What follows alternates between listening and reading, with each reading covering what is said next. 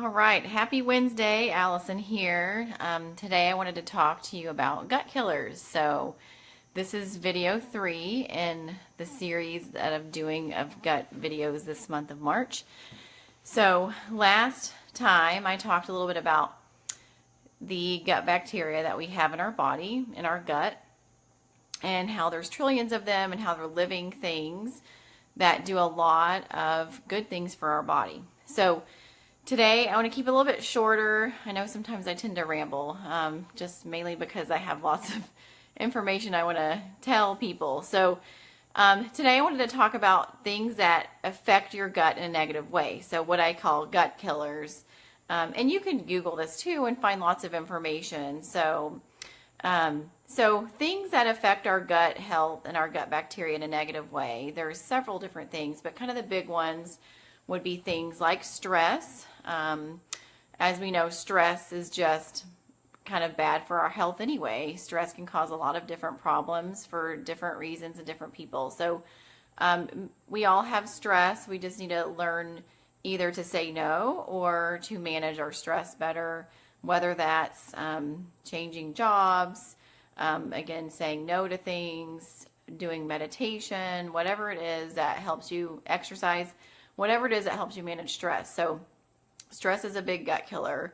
Medications is a big one. So there's several medications, but the big ones would be things like antibiotics. Antibiotics can affect our good bacteria by, that's the way an antibiotic works. It says antibiotic. So anti means against, and then biotic is life. So whereas probiotic is pro-life. So antibiotic basically means that it's going to kill off our good bacteria. So we want to avoid those as much as we can.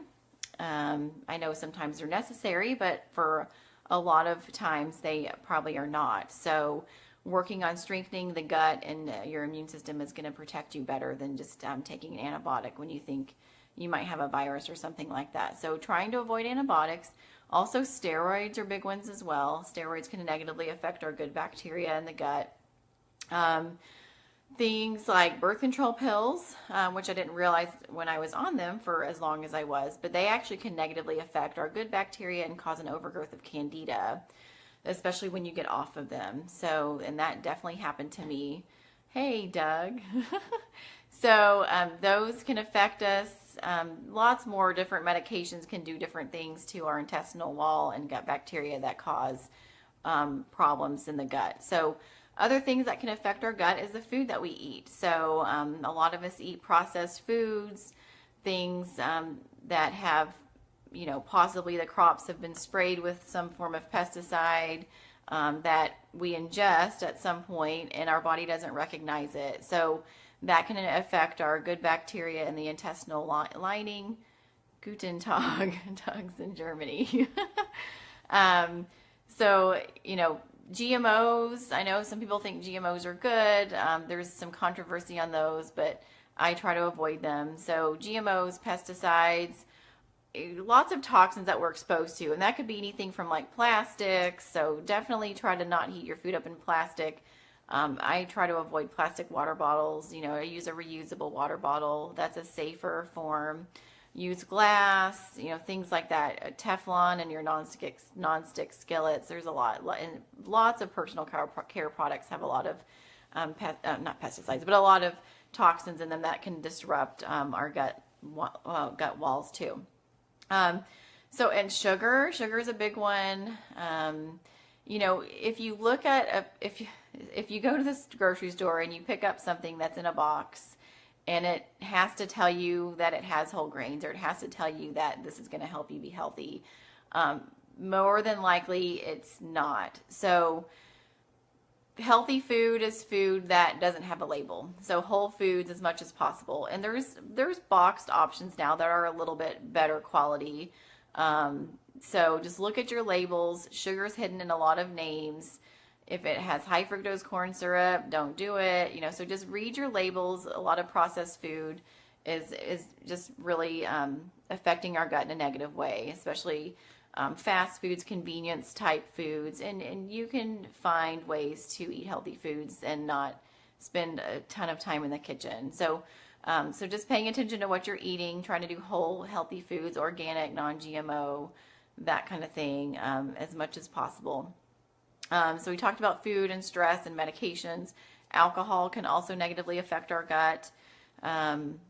So limiting that, I think they kind of say safe range for women is 1 glass a day, which that's small glasses, not big glasses. So those are things. Also water. A lot of us don't think about our water, but most water has things like chlorine and fluoride and other things that are coming from medications being dumped down their water supply and things that aren't getting filtered out. So try to invest in a really good water filter that filters those things out. I got one called a Berkey, which I love. It sits on the counter. Action says it's low. Okay, I'm back. So those are the big ones. Food, medications, stress, our environment. So those are things to kind of think about, and that can negatively affect our gut. So that's what I wanted to talk about today.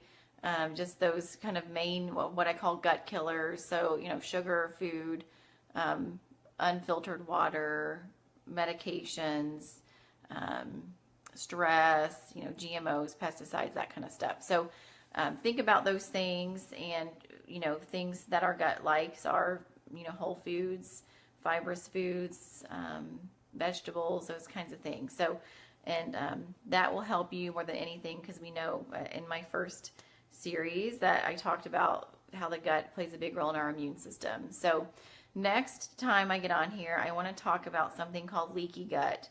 So we talk about what can kill the gut, but now the next video I'm going to talk about what happens when your gut's out of balance, what happens when you have something called candida overgrowth or leaky gut. So I'll talk about that next video, and then thereafter, then we'll talk about things that you can do to repair. And, and then also next week, I'll talk about symptoms related to leaky gut, because I think a lot of us have had symptoms related to leaky gut at some point in our life. So I know that was a big factor for me. And when I addressed my gut health and got that better, then a lot of my symptoms went away. So I'll probably try to do a video on Friday and talk about leaky gut and what that means and symptoms associated with it. So thanks, guys. Have a good rest of the day.